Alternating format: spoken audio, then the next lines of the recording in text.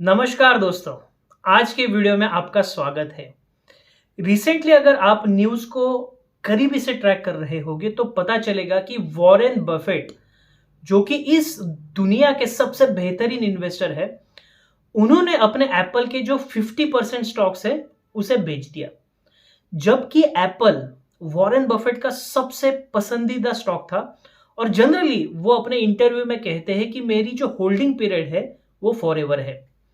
जब इतना astute investor जो है वो अपने फेवरेट स्टॉक को 50% बेच देता है तो मार्केट में कई किस्म के कयास लगाए गए कि उनकी उम्र ज्यादा हो रही है, शायद अपने उम्र के आखिरी स्टेज में उन्हें लॉस नहीं लेना है, हमेशा के लिए अमर इन्वेस्टर बनना है, वगैरह वगैरह कई लोग बात कर रहे थे। लेकिन जिस तरीके से जापान का झटका लगा है स्टॉक मार्केट को, ये कहीं ना कहीं वॉरेन बफेट ने पहले ही एंटीसिपेट कर लिया था, क्योंकि आखिरकार वो सबसे बड़े दिग्गज इन्वेस्टर है इस दुनिया के। अब जापान का इकोनॉमिकल प्रॉब्लम क्या है और किस तरीके से जापान ने आज पूरी दुनिया को स्टॉक मार्केट में झटका दिया है, इसके बारे में जानने की कोशिश करेंगे। देखिए, यूएस स्टॉक मार्केट अपने हाई से तकरीबन 15-20% नीचे गिर चुके हैं। खुद जापान के मार्केट जो है अपने हाई से 30% डाउन आ गया है।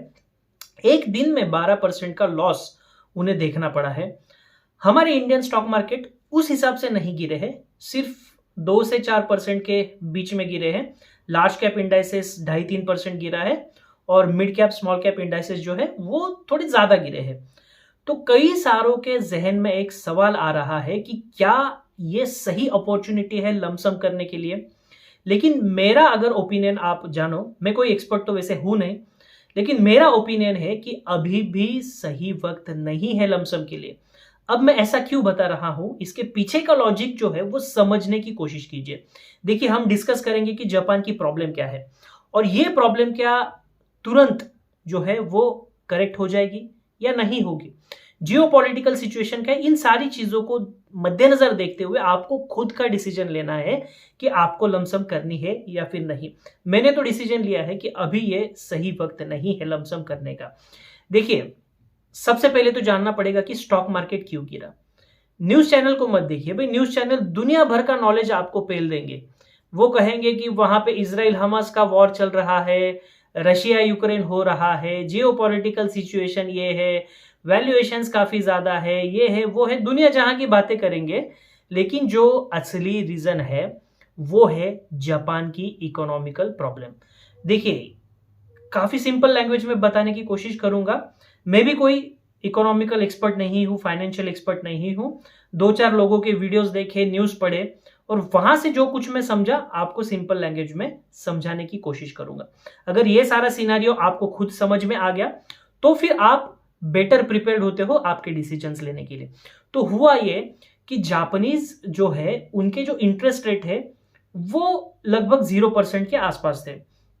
इसका मतलब क्या कि अगर आप लोन लेने जाओगे जापान के बैंक में तो आपको कोई इंटरेस्ट ही नहीं देना, बस पैसे ले लो, यूज कर लो और कुछ साल के बाद में जितना लिया था उतना वापस कर दो। ठीक है, तो लोग उसका क्या करने लगे, एक आर्बिट्राज जो है, उन्हें आर्बिट्राज अपॉर्चुनिटी दिखने लगी। किस तरीके से?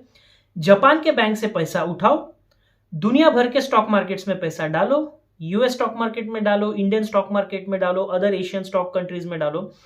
वहां पे जो रिटर्न्स आएंगे उसके बाद में जापान में से जो लोन उठाया था उसका पैसा चुका दो और जो रिटर्न्स आ गए वो तो आपके पूरे प्रॉफिट ही प्रॉफिट है। क्यों? क्योंकि आपको कोई इंटरेस्ट नहीं पे करना है जापान को। ठीक है, तो कई सालों से जापान का जो इंटरेस्ट रेट था वो 0% या 0 के काफी आसपास था, समझ गए। और इसके लिए लोगों ने बहुत सारा लोन उठाया और यूएस स्टॉक मार्केट में भर भर के पैसा डाला। सबसे ज्यादा जो पैसा गया वो टेक्नोलॉजी सेक्टर में गया। क्यों? क्योंकि यूएस जो है वो वर्ल्ड का टेक्नोलॉजी का एक, क्या बोलते, लीडर है। वहां से टेक्नोलॉजी बाहर आती है। मेटावर्स हो गया, फेसबुक, इंस्टाग्राम, ये सारे आविष्कार कहां होते हैं? टेस्ला। तो लोगों ने भर भर के यूएस के टेक कंपनीज में जो था वो पैसा डाला। तो फिर आप कहोगे कि भाई प्रॉब्लम क्या हुई? प्रॉब्लम हो गई जापान के इन्फ्लेशन में।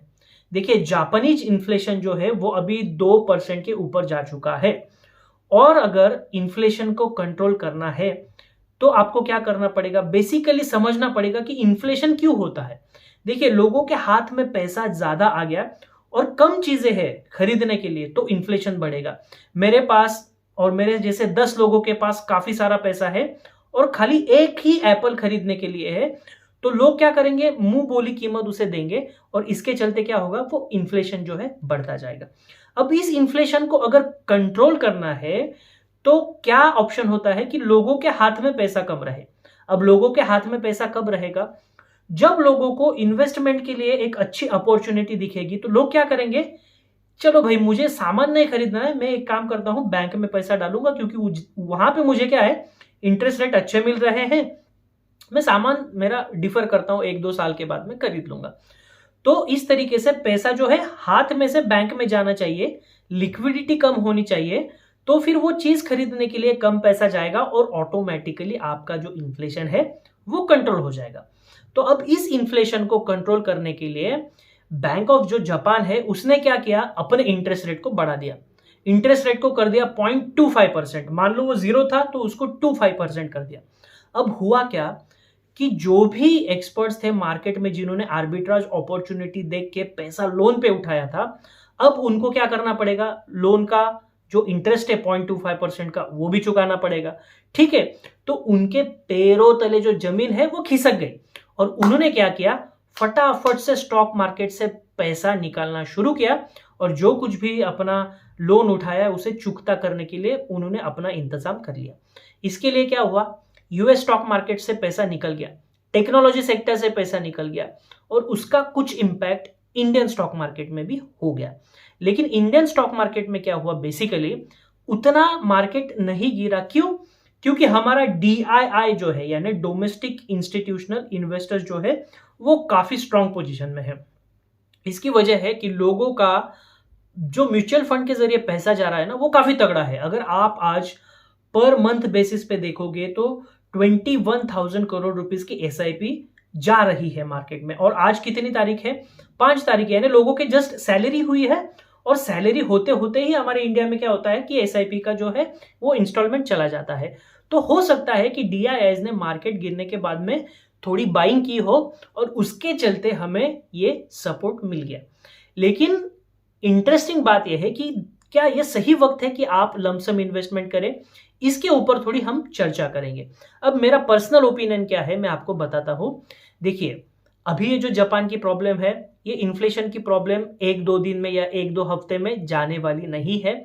यूएस के भी जो फेड बैंक है वो कई दिन से बता रहे कि हम लोग इंटरेस्ट रेट कम करेंगे, लेकिन अभी भी उनका रेट कट बिल्कुल भी आया नहीं है और वो बात भी अभी तक कुछ उस बारे में कर नहीं रहे।